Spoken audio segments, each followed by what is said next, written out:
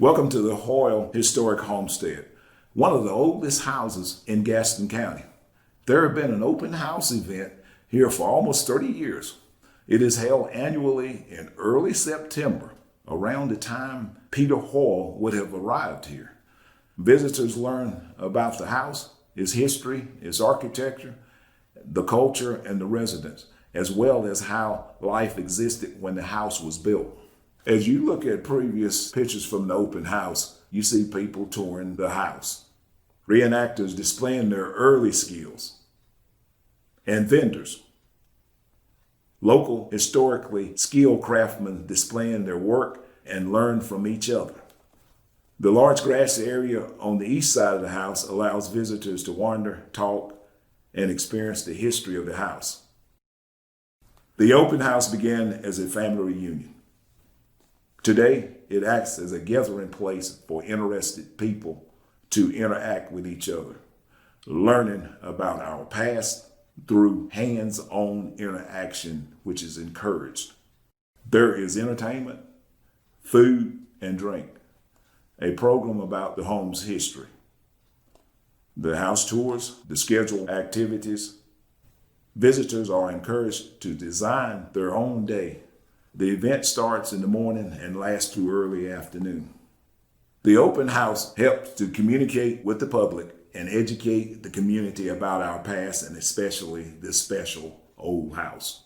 The Hoyle Historic Homestead achieved tax-exempt status in 1999. A board governs the homestead with trustees serving 3-year terms. Bylaws regulate our board and actions, and our incorporated status is consistent with North Carolina state law.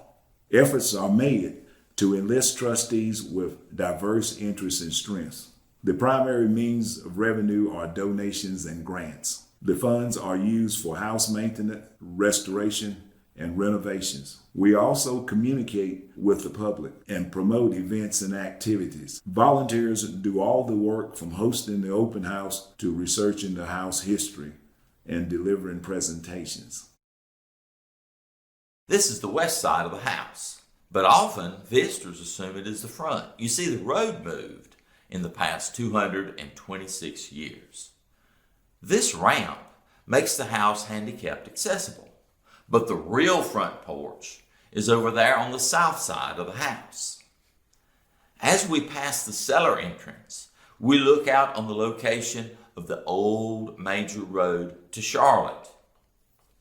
This road has seen many travelers. Many came to visit the store and post office of Rich Andrew Hoyle. Our research indicates that Rich Andrew most likely built this wonderful home. Hoyle also built his first of 4 mercantile establishments just west of the house. This served as the first post office in the area known as Hoylesville, now Gaston County. Rich Andrew was the son of John and Margaret Costner Hoyle. John sold this property to his son Andrew in 1794. That is the best estimate of when the house was built. John was the son of the Hoyle pioneer Peter, who moved to North Carolina from Pennsylvania in the early 1750s, being one of the first residents west of the Catawba River. Peter spoke German and was a miller by trade, operating a mill in Odenbach, Germany. He built a mill on Hoyles Creek, east of the South Fork River. The Hoyles were adventurous and enterprising. John moved to present Cleveland County after he sold his home place in 1794. The Hoyles have populated the world from the Piedmont to every state in the United States and even to Brazil. Rich Andrew accumulated a fortune during his lifetime, was a state senator, church leader, benefactor to charitable causes, and leading citizen. He sold land to his son Eli, who also built a magnificent house just west of the Hoyle house.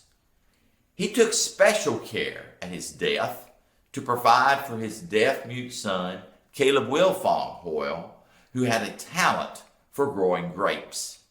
This grapevine on the western fence is symbolic of his success at grape production in North Carolina.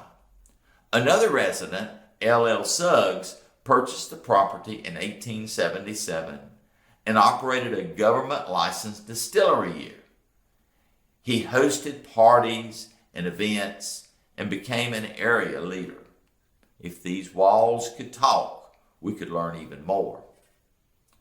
A walk through the Hoyle House is a walk into history and into an investigative collaboration among architectural historians, since much of the house remains a mystery.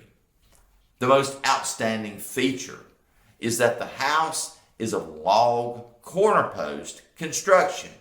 This early and unusual German method utilizes corner log posts erected vertically with diagonal bracing. The outside walls are infilled with logs and chinking. The large house is 30 feet by 25 feet, with inside walls initially whitewashed log and later covered with paneling. Outside log walls were later covered with plank siding. Enter the south side front porch and walk into a large room with an interior wall on the left. On the right is the shadow of the original stairs to the second floor and a fireplace with ornate federal mantel. A wall separates another fireplace with mantel. On the ceiling, one can see the shadow of a later renovation by Rich Andrew to create a center hall configuration. Originally, one entered the front door and exited directly through a back door. But as additions were made to the house, that door was closed and another back door to the right was created. Exit the back door and one enters the dog trot, which originally was open but now enclosed. On the east side porch, one can see the well and smokehouse and the white building, both of which have been preserved. A likely kitchen was situated on the north in the dovetail log constructed building. Later, L.L. Suggs added an upstairs, which served as a dance and party room on the north side of the house. Going up the stairs, one enters the original second story with a primitive fireplace, wide floorboards, and an interior wall that opens into 2 rooms. This concludes our brief tour of the house.